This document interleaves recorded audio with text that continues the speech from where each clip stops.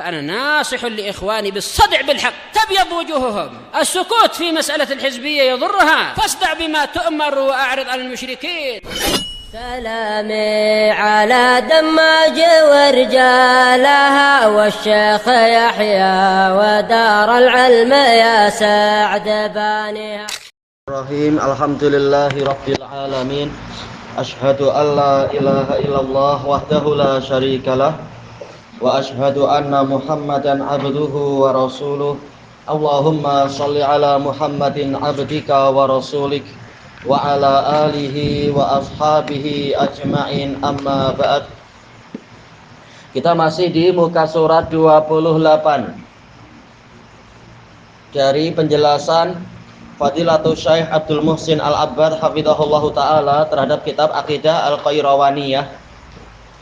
Qala wa yattadhihu dzalika fi sifati kalamillahi azza wa jal. Perkara tadi akan menjadi jelas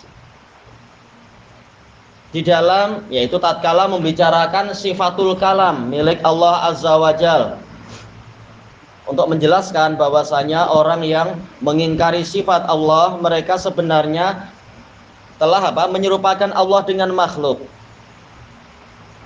Dan orang yang menyerupakan Allah dengan makhluk, mereka hakikatnya mengingkari sifat Allah yang hakiki. Nah, bagaimana menjelaskannya? Kata beliau, fa innahum lam yatasawwaru min isbati anna Allah yatakallama biharfin wa saut.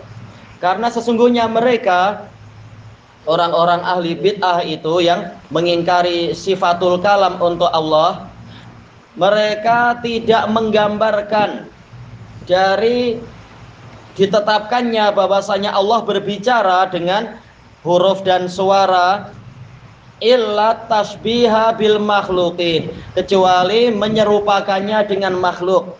Tatkala dikatakan Allah berfirman, langsung yang mereka gambarkan yaitu seperti cara berbicaranya makhluk. Yang terpikir, yang terbayangkan dalam pikiran mereka demikian, cara makhluk berbicara.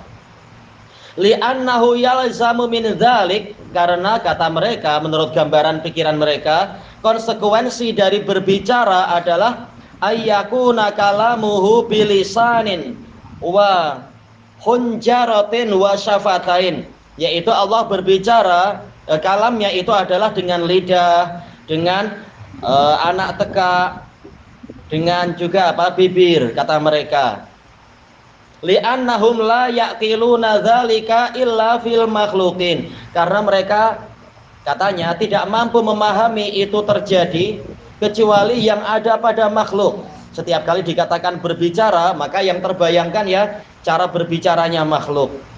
Berarti yang salah siapa? Yang salah mereka, karena membayangkan cara berbicaranya makhluk. Padahal Allah tidak harus berbicara itu seperti cara berbicaranya makhluk. Wa dzalika tasawwurul khati' mardud. Penggambaran yang keliru tadi dari orang-orang yang mengingkari sifatul kalam itu tertolak min wujuh, dari sekian sisi. Al-awwal, sisi yang pertama, annahu la talazuma bainal isbati wat tasbih. Tidak ada sikap saling mengharuskan antara ditetapkannya al-kalam dengan diserupakannya dengan kalam yang ada pada makhluk. Yaitu kalau kita menetapkan Allah itu berbicara, ini tidak mewajibkan berarti wajib sama bahwasanya berbicaranya seperti yang ada pada makhluk. Alifnya dipanjangkan, ini panjang. Ini kenapa tak panjang? Jazakallahu khairan. Kemudian fa innal isbat yakunu ma'at tashbih. Baik. Wa huwa batilun la syakka fi. Karena yang namanya penetapan yang disertai dengan penyerupaan, maka itu adalah batil. Tidak ada keraguan di dalamnya. Seperti apa? Kalau ditanyakan, engkau yakin Allah itu adakah? Tidak ada. Jelas dia akan mengatakan, oh ya Allah adalah. Kita katakan, apakah keberadaan Allah itu wajib sama dengan keberadaan makhluk? Oh ya tidak sama lah. Seperti itu pula sifat kalam dan sifat-sifat yang lain. Sebagaimana keberadaan Allah tidak sama dengan keberadaan makhluk, demikian pula sifat-sifat yang lain pun seperti itu, tidak wajib sama dengan yang ada pada makhluk. Keberadaan makhluk itu keberadaan yang diawali dengan adam, dengan ketiadaan, dan diakhiri dengan fana, kerusakan dan kehilangan. Sementara keberadaan Allah tanpa batas awal dan tanpa batas akhir, dan seterusnya. Jadi tidak sama.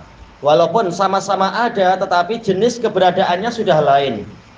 Maka sebagaimana keberadaan Allah itu tidak sama dengan keberadaan yang ada pada makhluk, demikian pula kalamullah tidak sama dengan pola kalam yang ada pada makhluk.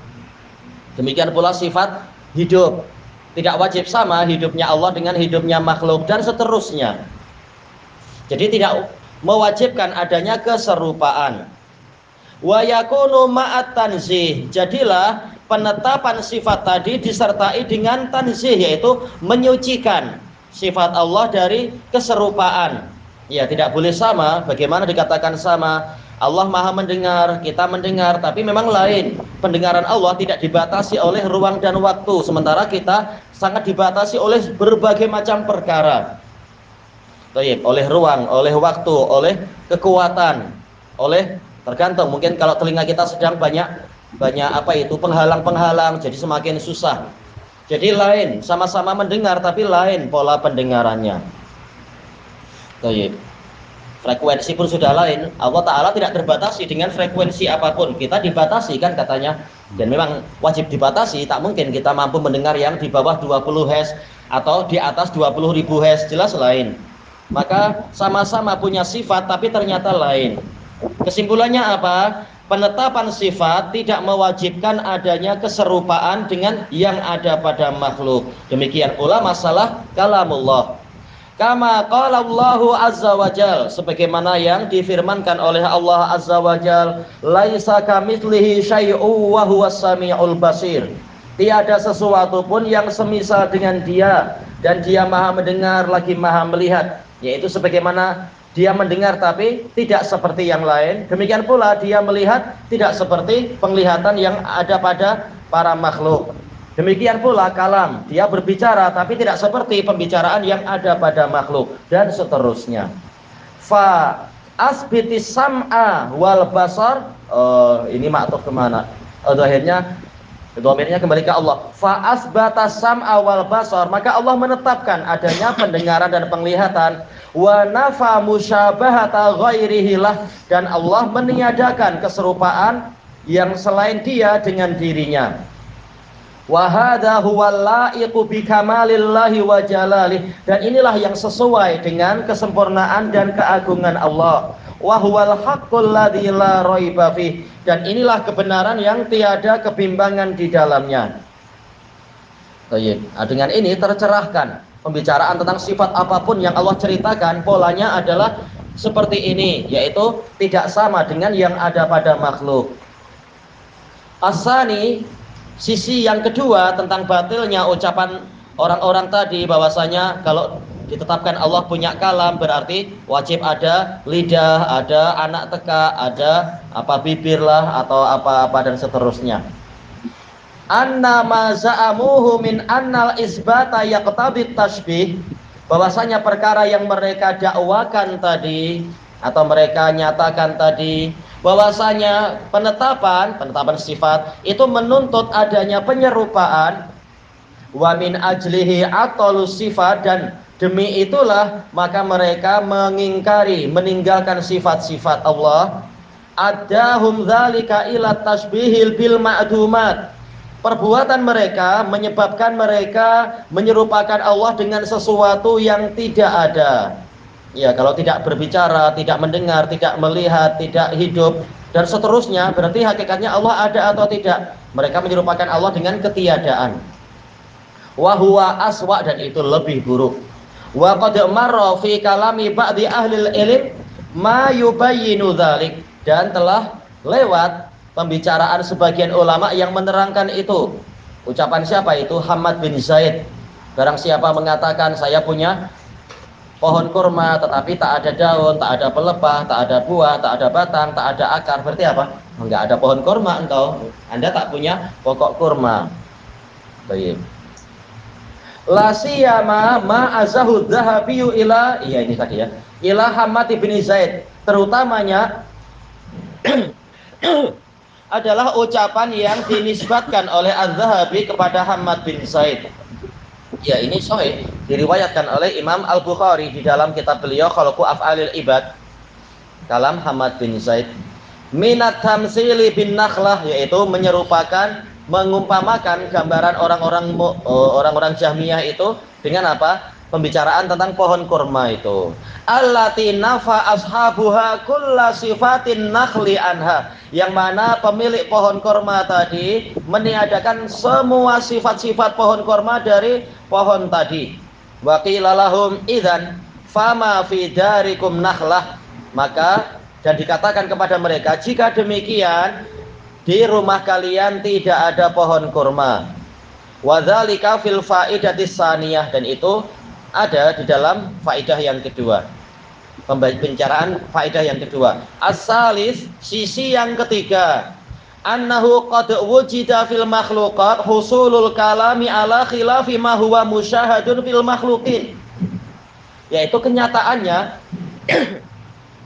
telah didapatkan di kalangan para makhluk adanya pembicaraan namun menyelisihi pembicaraan yang disaksikan di kalangan para makhluk. Kan tadi mereka mengatakan apa? Kalau dikatakan Allah berbicara, berarti mestinya ada lidah, ada bibir, ada tenggorokan lah, dan seterusnya. Kita katakan tidak selalu demikian. Bahkan di kalangan makhluk saja tidak selalu pembicaraan itu lewat lidah dan semacam itu, lewat tenggorokan, lewat anak tekak, tidak selalu demikian. Kenapa? Fa inna dhira'asya allati wudi'a fiha sum lir Rasulillah sallallahu alaihi wasallam, karena buktinya apa? Yaitu lengan kambing yang telah dimasukkan ke dalamnya racun untuk Rasulullah sallallahu alaihi wasallam. Kallamat, lengan kambing tadi mengajak bicara Nabi. Wa akhbarathu bi annaha masmumah, dan mengkhabarkan kepada Nabi bahwasanya dirinya ini berisi racun, telah diracuni. Kama fi sunani Abi Dawud, sebagaimana dalam Sunan Abi Dawud. Dan Syekhuna Abdul Muhsin Abbad punya syarah Sunan Abi Dawud. Tetapi masih ditafrik sepertinya, belum betul-betul jadi buku, masih disusun oleh sebagian muridnya. Baik. Kalau dikatakan buktinya kami tidak lihat di zaman Nabi, itu sekedar cerita. Ini kembalinya kepada keimanan. Apakah kita beriman dengan cerita Nabi tadi? Sementara ini ada dalam hadis-hadis yang sahih, beritanya sahih. Wa rawa Muslimun fi sahihi. Contoh yang lain, Imam Muslim meriwayatkan dalam sahih beliau an Jabir bin Samurah qala, dari Jabir bin Samurah radhiyallahu anhu yang mengatakan, qala Rasulullah sallallahu alaihi wasallam, Rasulullah sallallahu alaihi wasallam bersabda, inni la a'rifu hajaran bi Makkah, sesungguhnya saya benar-benar mengenali sebuah batu di Makkah, kana yusallimu alayya qabla an ub'ats, dia sering mengucapkan salam kepada saya sebelum saya diutuskan sebagai rasul. Wa inni la a'rifuhul an, dan sungguh aku benar-benar mengenali dia sekarang, tahu mana batu itu. Baik, apakah dikatakan batunya punya lidah, punya anak tekak, punya apalagi mungkin bibir? Tidak wajib demikian. Sebagaimana kaki kambing tadi tidak wajib memiliki bibir dan seterusnya. Dan memang dia berbicara, terserah Allah bagaimana dia berbicara. Wa hadza min kalami ba'dil makhluqati fid dunya. Ini baru sebagian dari ucapan sebagian makhluk di dunia. Ternyata tidak selalu pembicaraan itu melalui lidah, bibir, dan semacam itu. Maka batallah ucapan orang-orang Jahmiyah yang mengatakan yang namanya pembicaraan yang ada pada makhluk itu pasti lewat bibir, lidah, dan semacamnya. Kita katakan ternyata tidak selalu demikian. Yarhamukallah. Wa amma fil akhirah, adapun di akhirat nanti, faqad qala Allahu azza wa jalla, Allah azza wa jalla berfirman dalam kandungan surat yang sering dibaca oleh kaum muslimin, oleh kita semua, Yaitu apa? Dalam surat Yasin sendiri. Al-yauma nakhtimu ala afwahihim. Pada hari ini kami menutup mulut-mulut mereka. Wa tukallimuna aydihim, dan tangan-tangan mereka berbicara kepada kami. Padahal tangan tidak memiliki lidah, bibir, dan semacam itu. Wa tashhadu arjuluhum bima kanu yaksibun, dan kaki-kaki mereka bersaksi atas apa yang dahulunya mereka kerjakan. Menunjukkan pembicaraan tidak selalu dengan lidah dan gigi dan mulut dan semacamnya. Waqal, Allah Ta'ala berfirman dalam ayat yang lain dalam surat Fussilat, hatta idza ma ja'uha syahida 'alaihim sam'uhum wa absaruhum wa juluduhum bima kanu ya'malun. Sehingga apabila mereka mendatangi kami, bersaksilah atas mereka pendengaran mereka, penglihatan mereka, dan kulit-kulit mereka dengan apa yang dahulunya mereka lakukan. Ternyata pendengaran dan penglihatan bukan hanya berbicara dan mendengar, mereka juga akan bersaksi dan berbicara. Wallahul musta'an. Kulit-kulit juga berbicara. Wa qalu li juludihim lima syahidtum alaina. Mereka bertanya kepada kulit-kulit mereka sendiri, kenapa kalian bersaksi untuk merugikan kami? Bukan lana tapi alaina. Kalau lana mendukung kami, kalau alaina yaitu merugikan kami atau melawan kami. Qalu antaqanallahu alladzi antaqa kulla syai'. Maka kulit-kulit mereka menjawab, yang menjadikan kami berbicara adalah Allah, yang menjadikan segala sesuatu itu mampu berbicara. Wa huwa khalaqakum awwala marrah, dan dialah yang menciptakan kalian pada kali yang pertama. Sebagaimana dia mampu menciptakan kita, ada lidah, ada bibir, mampu juga untuk menciptakan dengan pola yang terserah dia. Wa ilaihi turja'un, dan hanya kepadanya lah kalian itu dikembalikan. Thayyib. Afa yuqal, maka apakah dikatakan inna kalama dzira'i wal hajari wal aidi wal arjul la yakunu illa bilisanin wa syafatain? Sesungguhnya pembicaraan lengan kambing tadi itu, dan juga pembicaraan batu, pembicaraan tangan, pembicaraan kaki tidak terbentuk kecuali dengan lidah dan dua bibir. Tentunya tidak demikian. Kalau mereka bilang kami tak percaya macam itu, ya ini kembalinya kepada keimanan. Allah yang menceritakan, memang nanti anggota badan berbicara. Kalian kalau orang beriman wajib percaya, kalau tidak ya berarti bukan dari kalangan kaum muslimin. Wa idza kanat hadhil makhluqat wujida minhal kalam, dan apabila makhluk-makhluk tadi itu telah didapatkan dari mereka pembicaraan ala wajhin yukhalifu ma huwa musyahadun fil makhluqat, dalam bentuk yang menyelisihi apa yang disaksikan pada para makhluk fil makhluqin, fa innahu yajibu isbatil kalami lillahi azza wajal, maka wajib untuk kita menetapkan kalam bagi Allah azza wajal ala wajhin yaliqu bi kamalihi wa jalalih, dalam bentuk yang sesuai dengan kesempurnaan Allah dan keagungannya, tidak wajib dengan apa yang ada pada makhluk. Sekarang aja mungkin kan ada makhluk yang tak punya lidah tapi mampu bicara. Itu handphone tuh pandai bernyanyi dia itu, padahal tak punya lidah, tak punya bibir. Ternyata boleh dia itu, bahkan mencaci maki, naudzubillah. Duna ayyakuna musyabihan li ahadin min khalqih, tanpa Allah itu menyerupai satu makhluk pun, satu zat pun dari para makhluknya. Wa bihadza yatabayyanu annal mu'attilah jama'u baina ta'tili wat tasbih. Sepertinya kurang wawu ya.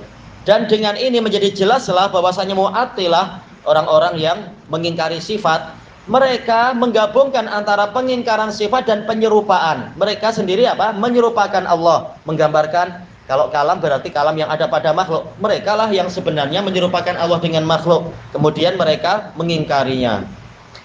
Sebelum masuk ke pengingkaran, mereka yang jatuh ke dalam penyerupaan. Di samping apa? Mereka menyerupakan Allah dengan makdumat, sesuatu yang tidak ada. Kalau tidak punya sifat berarti tak ada itu ya. Wa amal musyabbihah, adapun kelompok kedua yang memang terang-terangan menyerupakan Allah dengan makhluk, fa innahum asbatu sifati lillahi azza wajal, Maka sesungguhnya mereka memang menetapkan sifat-sifat untuk Allah Azza wa Jalla, tapi dengan pola ekstrim, berlebihan.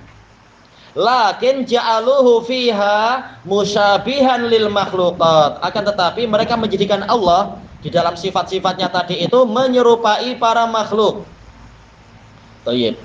Seperti ucapan Muqatil bin Sulaiman. Apa itu? Asbatu lillahi kullama fil insan ghaira alihyati wal faraj, kata dia. Saya menetapkan untuk Allah semua yang ada pada manusia kecuali janggut dan kemaluan, kata dia. Berarti apa? Memang menyerupakan Allah dengan makhluk, semuanya disamakan kecuali yang dia perkecualikan. Nah, dia dikafirkan oleh para ulama, menyerupakan mata Allah sama dengan mata makhluk, tangan Allah sama dengan tangan makhluk. Naudzubillah, tangan makhluk lemah, tak mampu mengangkat apalah benda yang bertantan, sementara Allah mampu mengangkat langit dan bumi. Gimana akan disamakan? Wa qad adhafu ila kaunihim musyabbihatan at-ta'til, dan mereka telah menggabungkan kepada keadaan mereka sebagai orang yang menyerupakan Allah dengan makhluk. Mereka menggabungkan ke situ apalagi ta'til, yaitu pengingkaran. Bagaimana kita mengatakan mereka menyerupakan Allah dengan makhluk, namun mereka juga orang yang mengingkari sifat. Wa dzalika annahum lam yusbitu sifat, sebabnya adalah karena mereka tidak menetapkan sifat-sifat ala wajhin yaliqu billahi azza wajal, dalam bentuk yang sesuai, dalam pola yang sesuai dengan Allah azza wajal. Memang mereka menetapkan Allah punya penglihatan, tapi apa? Mereka mengatakan penglihatan Allah sama dengan penglihatan makhluk. Berarti hakikatnya mereka mengingkari Allah memiliki penglihatan yang sesuai dengan kesempurnaannya. Wa bidzalika kanu mu'attilah, dan dengan itulah kelompok yang menyerupakan Allah dengan makhluk, hakikatnya mereka juga mengingkari sifat, yaitu sifat yang menjadi haknya Allah. Baik. Memang ini pembahasannya jadi agak mendalam ya. Wallahul musta'an. Syarah beliau agak mendalam. Al-faidatus sabi'ah, faedah yang ketujuh, mutakallimun yadhummuna ilmal kalam wa yudhirunal hayrata wan nadam. Para ahli kalam sendiri, mereka yang pakar-pakarnya yang sudah mencapai level yang paling tinggi, mereka sendiri mencela ilmu kalam. Ya, setelah belajar tinggi-tinggi akhirnya mencela ilmu itu, membuang waktu katanya, menyia-nyiakan umur. Dan mereka menampakkan kebingungan dan penyesalan bagi yang telah belajar sampai ke level paling tinggi, tahu-tahu menyesal. Aqidatu ahli sunnati wa jamaah mabniyatun alat dalil. Ini teori, tapi wajib diikutilah teori itu dan diamalkan. Akidah ahlu sunnah wa jamaah dibangun di atas dalil, dan memang itu kita wajib mengikuti Al-Quran wa sunnah dengan pemahaman salaful ummah. Tidak ada harga yang lain. Min kitabillahi azza wa jal, yaitu dalil dari kitabullah azza wa jal, wa sunnati rasulihi sallallahu alaihi wasallam, dan sunnah rasulnya sallallahu alaihi wasallam, wa makana alaihi sahabatuhul kiram, dan ajaran yang dahulunya para sahabat beliau yang mulia radhiyallahu anhum wa ardhahum ada di atasnya. Sudah memang inilah jalan yang betul.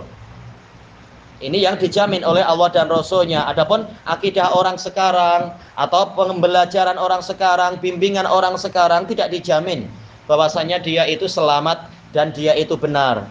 Thayyib. Makanya semuanya kalau ada perselisihan kembalikan kepada tiga prinsip ini, Quran wa sunnah dengan ajaran salaful ummah. Selesai. Thayyib. Fahiya safiyatun naqiyah, maka akidah yang inilah akidah yang bersih, yang jernih dan bersih, tanpa campuran-campuran yang membuat bingung. Wadhihatun jaliyah, jelas dan terang karena dibangun di atas wahyu, bukan ra'yu yang tahun ini begini, tahun besok ternyata kalamnya berubah, tahun ini pendapatnya lain, tahun besok ternyata rujuk. Itu tidak demikian. Akidah salaf tidak seperti itu, ajaran Allah tidak seperti itu. Maka bagaimana yang berubah-ubah menjadi rujukan, ini memaksakan yang tidak sesuai dengan dalil-dalil. Laisa fiha ghumudun wala ta'qid. Tidak ada di dalam akidah Ahlus Sunnah wal Jamaah itu kerancuan dan takkid, yaitu pembentukan akidah yang baru. Ya, kita tak susah payah buat rumusan akidah baru. Akidahnya diambil dari Quran wa Sunnah dengan penjelasan pendahulu umat ini, selesai. Karena pendahulu umat ini murid Nabi Muhammad 3 generasi pertama, inilah yang dijamin kebenarannya. Yang setelah itu tidak dijamin. Tayyib bi khilafi ghairihim, berbeza dengan yang selain ahlu sunnah wa jamaah, alladzina awwalu alal uqul, yang mana mereka bersandar pada akal. Walaupun banyak dari mereka mengatakan, tak, kami ada dalil. Sekarang yang penting buktinya, bukan sekedar mengklaim ada dalil. Yang penting buktinya. Kalau tidak, berarti apa? Memang pakai akal lagi. Wa ta'awwalun nuqul, mereka menakwilkan dalil-dalil nakli, dan itu selalu terjadi. Orang yang lari dalil-dalil nakli dengan memakai ra'yu, tahu-tahu dalil naklinya akan ditakwil ke sana kemari. Wa banau mu'taqadatihim, dan mereka membangun akidah-akidah mereka ala ilmil kalamil madmum, di atas ilmu kalam yang tercela. Thayyib. Alladzina bayyana ahluhu, alladzina betulu bih, yang mana para ahli kalam sendiri yang mereka terkena bencana dengan ilmu kalam tadi, mereka telah menerangkan ma fihi min adrar, mereka telah menerangkan bahaya dari ilmu kalam sendiri. Seperti bahkan apa? Abu Hamid Al-Ghazali rahimahullah, yang menjadi ulama ahli kalam, tahu-tahu setelah sadar menulis kitab apa itu? Iljamul Awam an ta'allumi ilmil kalam. Ya, menahan orang awam jangan sampai belajar ilmu kalam, karena memang tahu ini membahayakan, membuat orang bingung. Tayyib. Wa nadimu ala ma hasala minhum, dan mereka menyesal atas apa yang terjadi dari mereka. Min syughlil awqat, yaitu menyibukkan waktu-waktu mereka fihi, dalam ilmu kalam, min ghairi ayat faru, dhafira yatfaru ya, min ghairi ayat faru bita'il, tanpa berjaya mendapatkan sesuatu yang berguna. Iya, kalau belajar lama-lama ujung-ujungnya mengatakan Allah tidak di dalam alam, tidak di luar alam, tidak bersentuhan dengan alam, tapi juga tidak terpisah dari alam. Lalu apa itu? Bingung kita. Allah bukan ada, bukan pula tiada. Lalu apa? Akidah apa seperti ini? Baik. Makanya mereka sendiri bingung, karena ternyata tidak ada gunanya dan tidak ada hasil apa-apa selain kebingungan. Hakikatnya berarti Allah itu ada atau tidak? Tak boleh dikatakan ada, tak boleh dikatakan tiada, kata dia. Gimana akidah membayangkan akidah yang seperti itu? Wala yasilu wala ayyasilu ila haq, dan mereka tidak sampai kepada kebenaran. Sementara Allah Ta'ala mengatakan al-haqqu mir rabbika fala takunanna minal mumtarin. Kebenaran itu datang dari Rabbmu, maka jangan sekali-kali engkau termasuk dari orang yang meragukan. Baik, bagaimana kita tahu suatu kebenaran itu dari Allah? Ya, kembalikan ke dalil, karena Allah telah mengirimkan dalil-dalil sebagai tolak ukur kebenaran, sebagai timbangan kebenaran. Ya, kembalikan ke dalil. Wa fi nihayati amrihim saru ilal hayrati wan nadam, dan di ujung akhir urusan mereka para ahli kalam, yaitu jadilah mereka kepada kebingungan dan penyesalan. Faminhum man wuffiqa li tarkih, maka ada dari mereka yang diberi taufik untuk meninggalkannya. Seperti apa? Abu Hamid Al-Ghazali tadi, demikian pula Asy-Syahrastani di akhir hayatnya, begitu pula Al-Juwainil Kabir, Al-Juwaini Shaghir, kemudian juga Fakhruddin Ar-Razi, dan seterusnya. Wattiba'i thariqatis salaf, diberi taufik untuk kembali mengikuti jalan salaf, seperti juga apa Imam As-Sun'ani dan Imam Asy-Syaukani setelah sebelumnya sibuk dengan ilmu kalam. Thayyib. Dan sebelum mereka berdua, yaitu Imam Ibnul Wazir Al-Yamani. Wa jaa'a anhum aibu ilmil kalam wa dhammuh, dan telah datang riwayat dari mereka yang memburuk-burukkan ilmu kalam dan mencela ilmu kalam. Fa Abu Hamid Al-Ghazali, disebutkan di sini. Contohnya Abu Hamid Al-Ghazali, namanya siapa ya? Muhammad bin Muhammad bin Muhammad. Ini Masya Allah. Abu Hamid Al-Ghazali rahimahullah minal mutakallimina fi ilmil kalam, minal mutamakkinina fi ilmil kalam, termasuk orang yang mantap dalam ilmu kalam. Setelah itu menyesal sendiri, tahu ilmu ini penyakitnya ternyata parah. Wa ma'adzalika faqad jaa'a anhu dhammuh, bersamaan dengan itu telah datang riwayat dari beliau yang mencela ilmu kalam.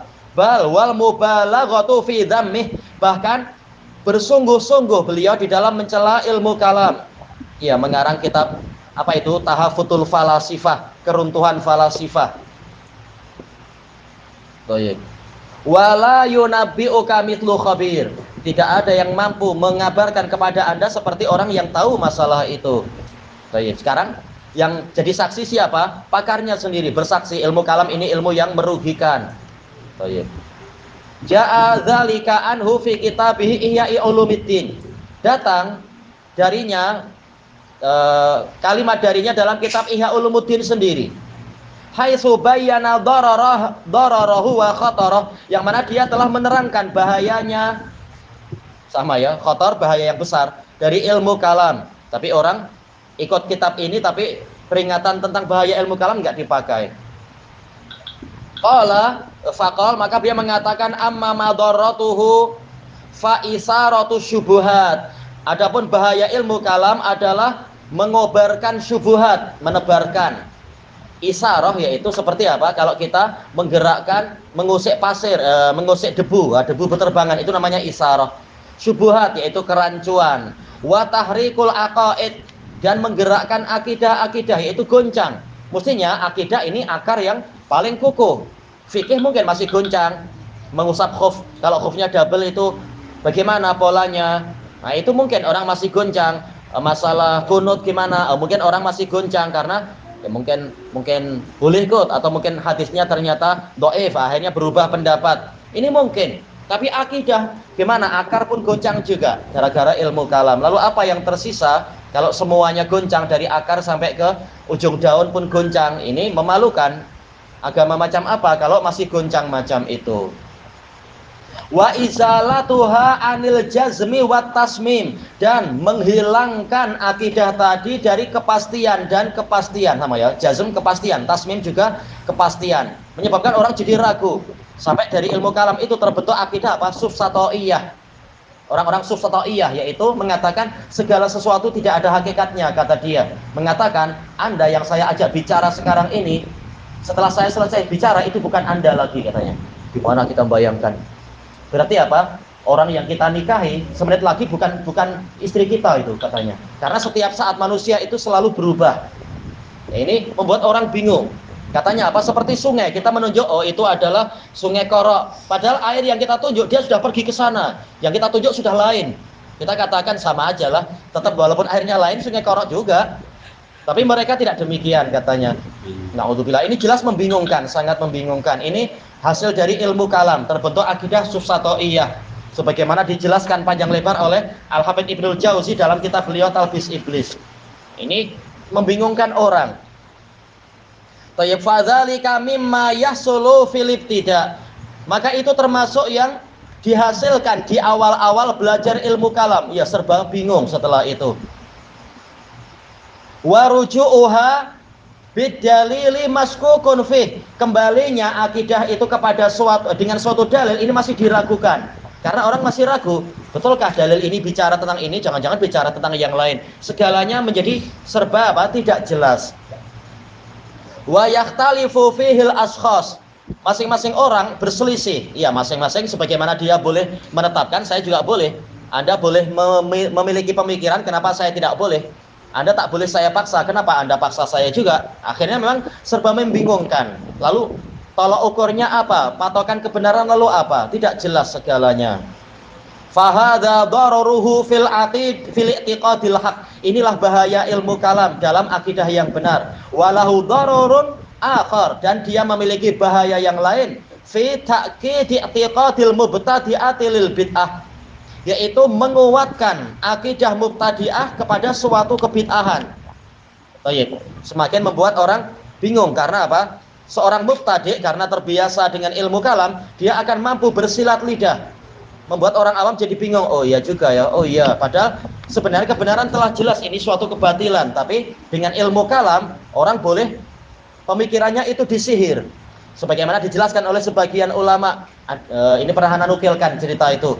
Ada seorang bapak tua di Arab sana, anaknya pulang. Anaknya sudah mendapatkan gelar master dalam ilmu kalam. Lalu ayahnya tanya, "Nak, engkau belajar apa?" "Oh, saya belajar ilmu kalam." Ayahnya tanya, "Ilmu kalam itu macam mana?"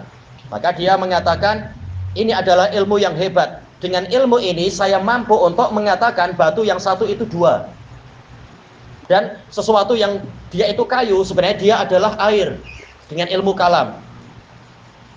Nah, bapaknya gimana cara menjelaskan ke anak seperti ini? Susah. Akhirnya sudah pakai cara biasa saja, cara yang paling mendasar. Tatkala tiba giliran makan ada seekor ayam. Nah, bapaknya kemudian langsung mengambil semua ayamnya.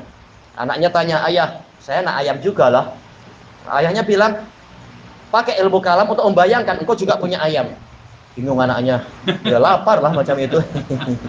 Itu hasil ilmu kalam, segalanya tidak hakiki. Ya sudah, bayangkan engkau makan ayam, biar ayah yang makan ayam yang sebenar tanpa ilmu kalam. Baik. Nah, Al-Ghazali sudah mengingatkan demikian, tapi banyak orang mencoba lagi. Kemudian kata beliau, wa tasbituhu fi sudurihim, dan akan mengokohkan akidah bid'ah tadi di dalam dada-dada mereka karena ilmu kalam. Bihaisu tambaisu dawaihim, yang mana faktor-faktor yang mengajak mereka itu terbangkitkan dengan alasan jangan mengikuti dalil semata, pakailah akalmu, engkau kan pandai, dan seterusnya. Akhirnya jadi memberontak kepada wahyu. Memberontak kepada ra'yu tokoh besar tak boleh, tapi memberontak pada wahyu mungkin dengan apa? Ilmu kalam. Nauzubillah, hasil dari apa? Falsafah.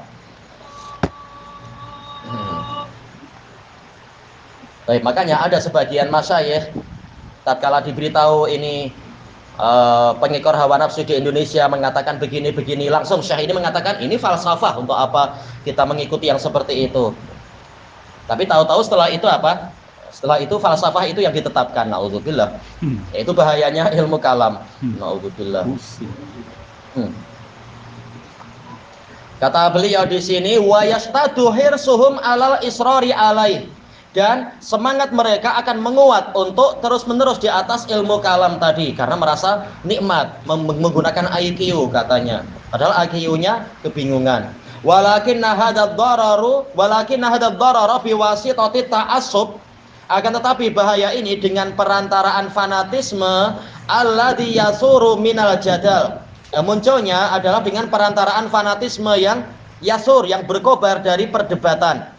Karena apa? Orang malu kalau sudah debat, malu kalau mengaku kalah. Apalagi masuk ke stasiun TV 1, TV 2, KTV 100, malu kalau mengaku kalah. Akhirnya dengan ilmu kalam pusing-pusing, segalanya boleh bongkar pasang dan sebagainya.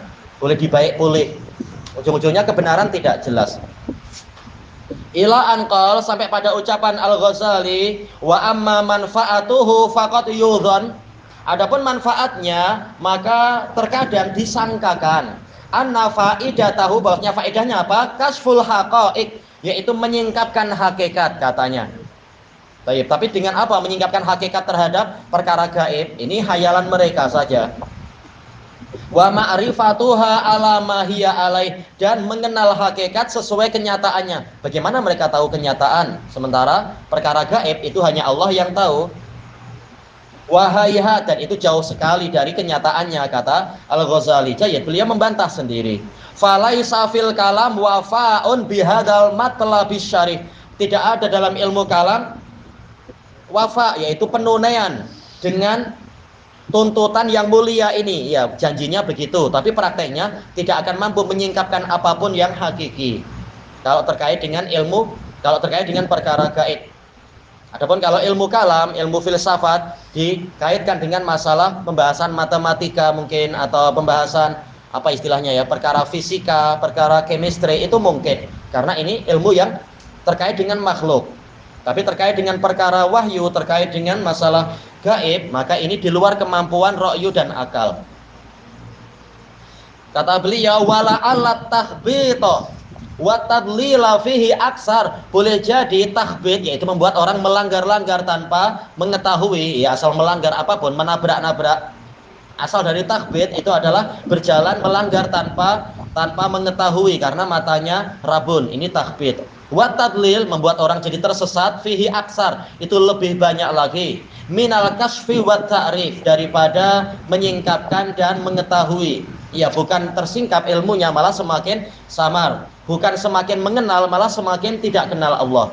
Itu hasil dari ilmu kalam. Baik.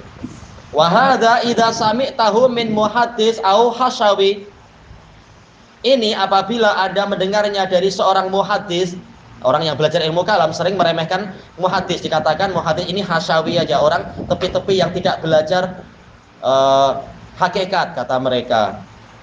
Au hasyawi, orang tepi mengetahui Islam hanya bagian tepi saja, itu istilah hasyawi, tepi-tepian. Rubbama khatara bibalik, boleh jadi akan terbayangkan di dalam pikiranmu annan nasa a'da'u ma jahilu, bahwasanya umat manusia adalah musuh bagi apa yang tidak mereka ketahui, dan itu betul. Yaitu memang ini adalah pepatah Arab. Apa itu? Man jahula syai'an ada. Orang yang tidak tahu sesuatu dia akan cenderung memusuhinya, padahal dia yang belum belajar. Tapi apa? Ilmu yang hakiki yang datang dari Allah dan Rasulnya, ilmu kalam, kalau kita tidak belajar tetap kita tidak jahil, itu insya Allah. Ilmu kalam adalah tajhil itu sendiri. Cuma kita cari titik yang sesuai mana ini ya. Fasma' hadza mimman khabaral kalam, maka dengarlah pembicaraan ini dari orang yang memang tahu ilmu kalam.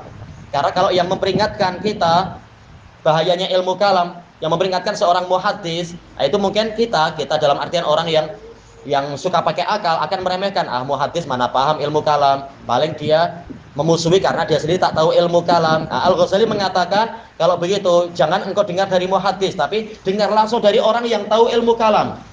Betapa bahayanya ilmu kalam itu. Summa qala, kemudian dia membenci ilmu kalam ba'da haqiqatil khibrah, setelah dia mengetahui secara hakiki. Inilah yang layak ucapannya apa? Diterima. Bukan berarti ucapan muhaddis ditolak. Tapi apa? Kalau ucapan muhaddis tetap kalian tidak percaya, nih, pakar ilmu kalam sendiri sudah mengakui bahayanya ilmu kalam. Wa ba'da taghalghuli fi, setelah dia berkecimpung di dalam ilmu kalam, ila muntaha darajatil mutakallimin, sampai ke kemuncak dari derajat ahli kalam. Wa jawaza dzalika ila ta'ammuq, dan dia melampaui itu kepada sikap berdalam-dalam fi ulumin ukhar, dalam ilmu-ilmu yang lain, tunasibunahu al-kalam, yang sesuai dengan jenis ilmu kalam.